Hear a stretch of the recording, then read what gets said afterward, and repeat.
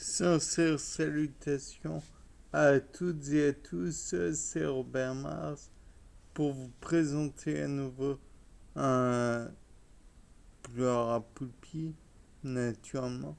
Et donc là, dans le cas présent, je voulais vous attirer votre attention sur la petite plante.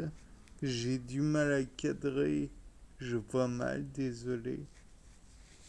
Et donc, je voulais attirer votre attention sur le fait que la plante avait différents coloris en fonction, du moins d'après ce que j'ai cru remarquer, en fonction de l'âge de la plante.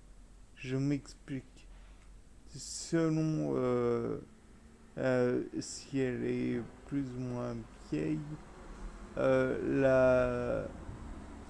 comment dire, le vert des feuilles sera plus ou moins prononcé, de même que le bois sera plus ou moins brun. Et donc, j'imaginais que cette petite plante qui venait tout juste de sortir de terre pouvait avoir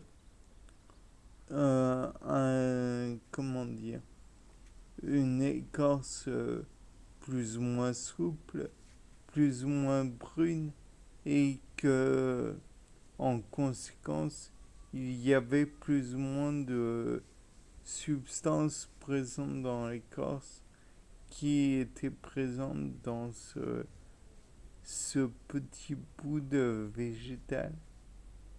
Donc, je ne sais pas. J'imagine que ça pourrait être intéressant de voir ce que cela contenait. De même que j'imagine que ce qui est remarqué dans le cas de l'écorce de la plante pourrait être remarqué aussi à plus ou moins grand, enfin plus ou moins dans la coque des noyaux ou des graines qui sont, comment dire, hydratées ou moins hydratées. Peut-être que cela donnerait des, comment dire, des molécules différentes, étant donné que il pourrait y avoir une réhydratation de matières préexistantes, ce qui pourrait engendrer, comme je l'ai déjà dit, des activations de d'enzymes qui pourraient avoir le rôle de liser ou de, comment dire, d'engendrer d'autres molécules, puisque je vous rappelle qu'il y a les oxydoréductases, les hydrolases, les ligases, les isomérases, les liases. Bon, dans le cas présent, les transférases n'auraient pas vraiment leur rôle à jouer. Encore que elles pourraient servir à envoyer des messages de la coquille comme quoi il y aurait une hydratation, de même que ça pourrait transmettre de l'eau vers l'intérieur de la graine et pourrait réactiver par exemple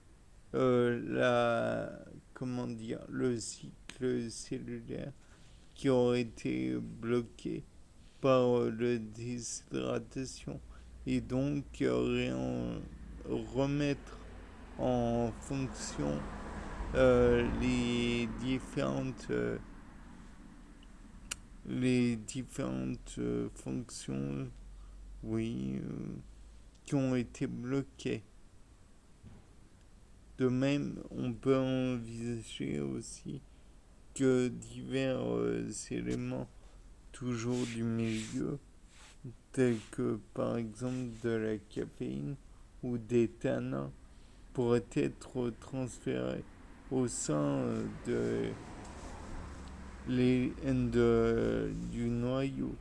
Peut-être que finalement cette capsule serait, cette coquille plutôt, serait vraiment imperméable et donc il y aurait besoin de transférase pour apporter